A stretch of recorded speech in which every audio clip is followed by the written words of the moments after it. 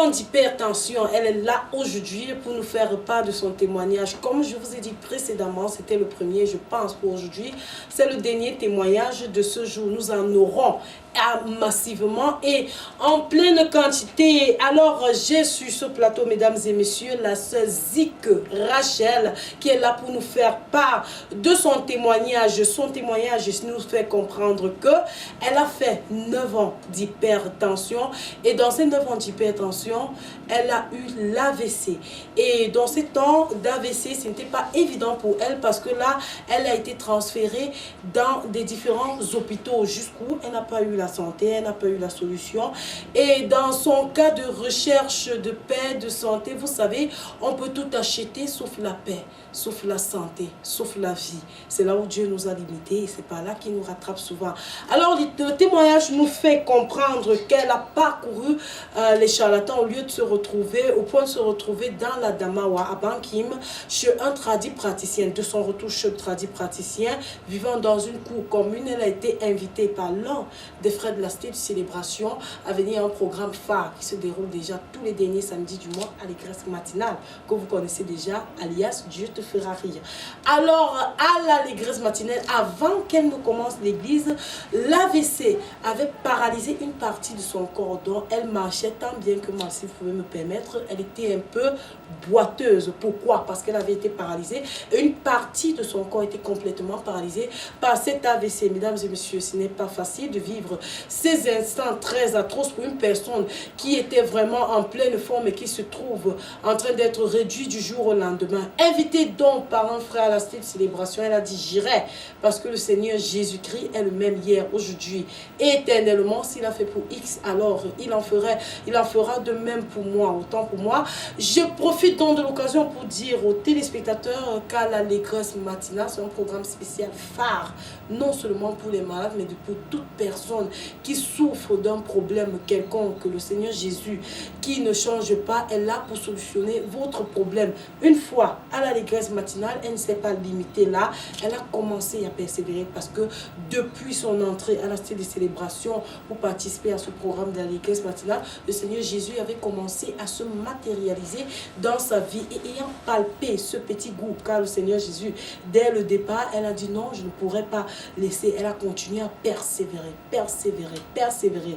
Je crois que la régie va nous donner ses premières images et vous allez voir que c'est deux choses bien différentes. Donc on pourra voir bien l'antagonisme des deux images, comme pour dire quoi, Jésus-Christ, lorsqu'il vous guérit, il ne se limite pas seulement à la guérison, mais il se charge de vous façonner, de vous embellir, de vous retailler encore. Alors, elle est là ce soir, Rachel, pour nous faire part de ce que le Seigneur Jésus-Christ, par le canevas de son nom, le révérend pasteur Charles Kemetia, qui réside ici même, à Bafoussam, et qui n'a pas de protocole en ce qui concerne la réception des brebis de Dieu, a fait dans sa vie. Bonsoir et bienvenue sur ce plateau. Bonsoir. Alors, l'histoire nous fait comprendre que vous avez eu 9 ans d'hypertension, ce qui vous a conduit à faire un AVC. Et l'AVC s'est produit en début du mois d'avril, disons le 25 avril. Le 26 avril, autant pour moi, 2015. Alors, dites-nous, quels sont les différents parcours de votre maladie? Bon, quand ça commence le 26 avril 2015, je quitte, je pars, on me porte. Donc là, à l'heure là, je ne pouvais plus marcher. Donc on m'a porté comme un bébé pour aller me mettre dans la voiture. Quand on me porte, on arrive à l'hôpital ici, dans un centre ici à Bafoussam. Étant là-bas, ça ne donnait pas. Entre-temps, il y a une maman, comme je ne parvenais pas à marcher, chaque matin, la voiture venait me chercher pour aller me déposer à le marché Big Mob. Là-bas, il y a une maman qui fait la kiné. Et chaque fois, elle me massait. Quand elle massait, elle finit de me masser, elle voit ça. Maman, est-ce que on va te faire 10 séances de massage? Et ça doit te faire 50 000. On a dit, il n'y a pas de problème. On a payé, elle m'a fait 10 séances. La dernière fois, elle m'a dit, bon, je te fais encore 11e fois comme le cadeau. Après, elle me dit que vraiment, là où tu es, ça ne peut pas aller parce que le monsieur là chez qui tu es, il ne peut pas te soigner. Allez à Bamenda, à Banso. Il y a un hôpital à Bamenda, on l'appelle Chichon. C'est là-bas qu'on était avec moi. Étant à Chichon, là-bas, on a tout fait. Dans ma salle, tous les jours, les gens mouraient.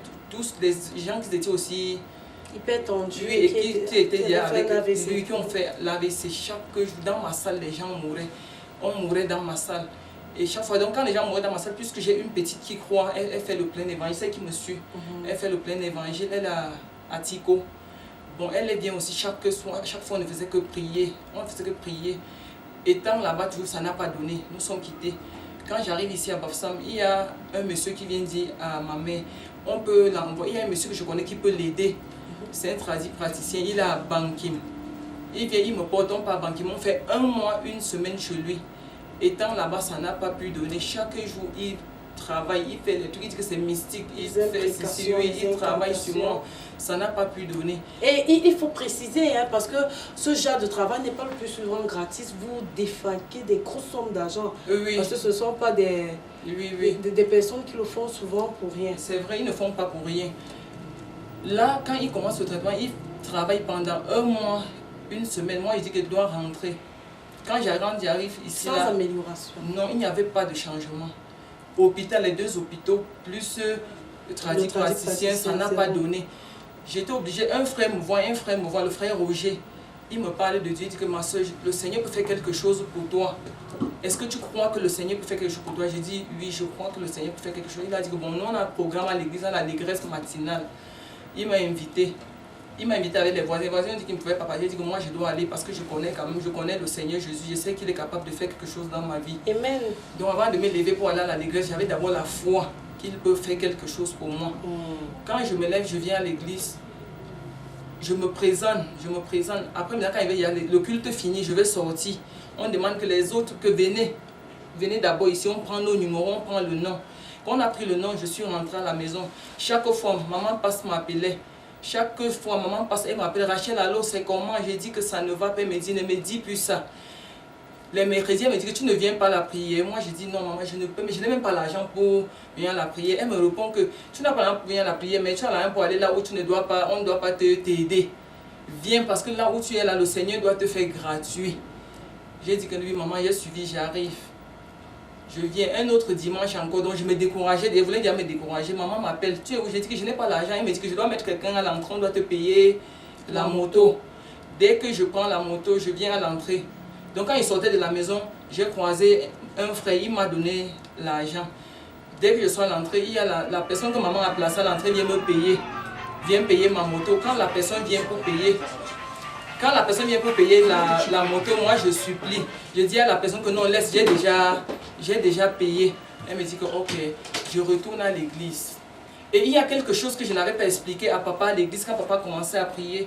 Quand il a commencé à prier sur moi, il y a un truc que je n'avais pas expliqué à papa, puisque moi j'ai rencontré un homme dans ma vie. Avant de le rencontrer, il a eu à perdre 2 femmes. Quand il a perdu les 2 femmes là, on dit que c'est un truc qu'on a fait sur lui, que ces femmes vont toujours mourir. Et entre-temps, je n'avais pas parlé de ça à papa, mais quand papa priait, moi dans mon cœur, je méditais. Je mettais ça dans mon cœur. J'ai dit que papa disait, papa a prononcé un mot que la mort n'est pas ta portion. Amen. Moi, je ne faisais que soulever la main. La mort n'est pas ta portion. Si les gens sont morts de ta maladie, toi, tu ne peux pas mourir de cette maladie.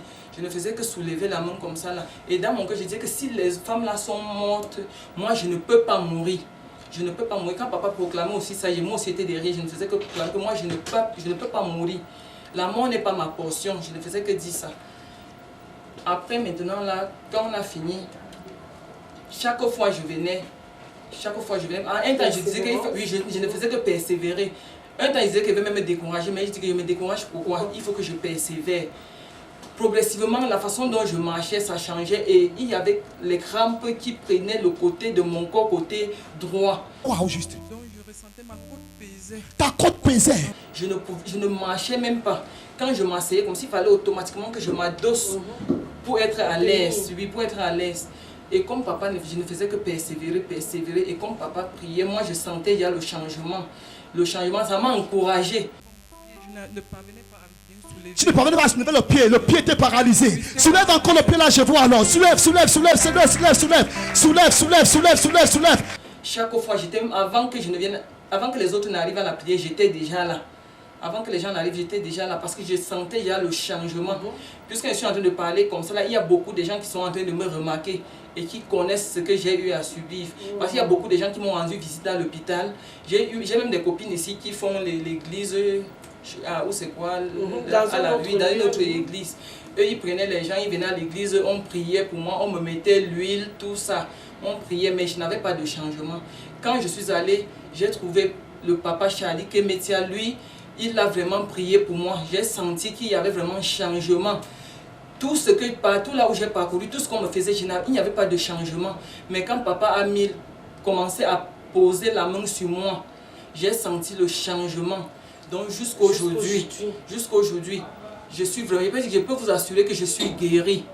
Je suis guéri. Je marche par rapport à avant. Puisque quand je venais, je ne parvenais même pas à marcher. Il fallait, quand je descendais de la moto, il fallait que je prenne le temps pour boiter avant d'aller m'asseoir. Mais aujourd'hui, ce n'est plus comme ça là.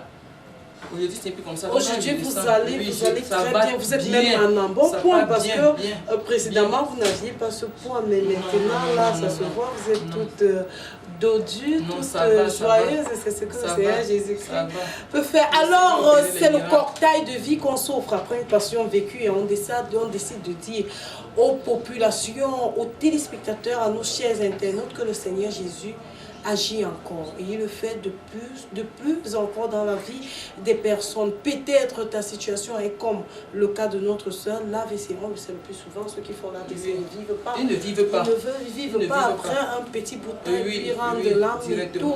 T'es fait, mais regardez ce que le Seigneur Jésus-Christ fait après avoir parcouru les marabouts. Après avoir parcouru les hôpitaux, après avoir parcouru les différentes places, le Seigneur Jésus-Christ, par son nom, le révérend pasteur Charlie Kemetia a fait quelque chose de spécial et de grandiose dans sa vie. Vous aurez toutes ces images parce que je crois que ces images, quand elle quittait de sa place pour le pupitre, elle était filmée, elle n'allait pas bien, elle marchait vraiment tant bien que mal. Mais aujourd'hui, c'est une femme bien formée, attention, c'est une guitare basse, donc ne tentez pas. Parce que là, Jésus-Christ l'a encore métamorphosé, alors c'est une métamorphisme physique et spirituel. Une question encore, me retournant vers vous pour vous poser cette dernière question, enfin, avant qu'on ne quitte les antennes. Vous savez, de nos jours, beaucoup de choses se passent et des personnes le plus souvent ne croient pas que Jésus-Christ peut guérir, peut aller jusqu'aux extrêmes. Un cas comme votre cas, là, les gens savent que pour des personnes qui ont eu à expérimenter ces maladies, se retrouvent toujours au sous-sol et ils finissent par regagner la poussière. Alors, pour des personnes qui pensent que ce n'est pas possible, que non, Jésus vraiment, il peut guérir, il peut se limiter à un paludisme, il peut se limiter à une migraine, il peut se limiter, bon, bref, aux maladies très basses. Que pouvez-vous donc dire à ces personnes qui ont perdu l'espoir, qui ont perdu la foi, qui se sont affaiblies? Parce que d'autres pensent qu'une fois que je viens dans la maison de Dieu, s'il ne fait pas, il ne fera plus. Que pouvez-vous donc dire à ce Comme je venais de dire ici, autant pour moi, il y a beaucoup de gens qui me voient et qui me connaissent dans la ville de Bafoussam et qui m'ont vu dans cette maladie. Ce n'est pas du montage. Ce n'est pas le montage. Il y a beaucoup de gens qui m'ont vu à l'hôpital. Il y avait des gens qui venaient me voyaient sur le lit. Eux, ils pleuraient. Chacun savait déjà que j'étais déjà fini pour celle-ci. Elle doit mourir. Donc vraiment, ce qu'on dit souvent ici, là, que c'est le montage. Ce n'est pas le montage. C'est un truc réel. C'est vrai. C'est vrai parce que je ne peux pas me lever, venir m'asseoir comme ça pour témoigner un truc qui est vraiment, qui n'est pas ça. Donc si je me lève jusqu'à viens m'asseoir pour témoigner, c'est vraiment un truc vrai. Parce que je sais que le Seigneur a fait quelque chose dans ma vie. Donc il faut que je parle aussi aux autres. Je sais que quelqu'un est quelque part, il souffre du même mal que moi. Et peut-être il ne croit pas que le Seigneur peut faire quelque chose pour lui. Mon frère, ma soeur, toi qui es en train de me regarder en ce moment, il faut vraiment croire que le Seigneur peut faire quelque chose dans ta vie comme il a fait pour moi. Amen. Voilà, crois que le Seigneur Jésus-Christ peut faire quelque chose dans ta vie comme il a fait pour la sœur. Alors je tiens à rappeler à nos téléspectateurs ainsi qu'à nos chers internautes que l'émission, c'est émission témoignage, ça se passe ici même aux antennes de la LWC. Chaque fois qu'il y a célébration, chaque fois que le Seigneur Jésus-Christ descend de son trône et touche un malade, alors c'est au moins un parmi des centaines de miracles qui se passent à la cité de célébration. Je tiens à vous rappeler que la ligne est ouverte et le pasteur Charlie est disponible à tout temps. C'est un homme de cœur, un homme très humble. Il n'y a pas de protocole lorsque vous appelez comme ça au 690 96 27 47. Il ne fait pas de tri, rassurez-vous, vous tombez immédiatement sur lui. Pour nos chers internautes, c'est le 237, le code, le 690 96 27 47 47. Contactez-le là et je crois qu'à partir du son de sa voix, le Seigneur Jésus va se métamorphoser dans votre vie. Voilà dans les programmes de la célébration, c'est tous les mercredis à 17h à partir de 17h le soir, c'est la vie victorieuse. Le dimanche à 8h, c'est le culte de louange et d'adoration, le plus souvent prophétique. Et nous avons des programmes mensuels qui n'est rien d'autre que la nuit de la célébration. Et aussi nous avons ce dernier programme, le programme du dernier samedi du mois que vous connaissez très bien, qui débute à partir de 6h, allégresse matinale. Venez pour que tous ensemble le Seigneur Jésus mette l'allégresse dans votre vie. Alors d'ici là, portez-vous bien. Merci pour votre fidélité. Revoyons-nous à très bientôt.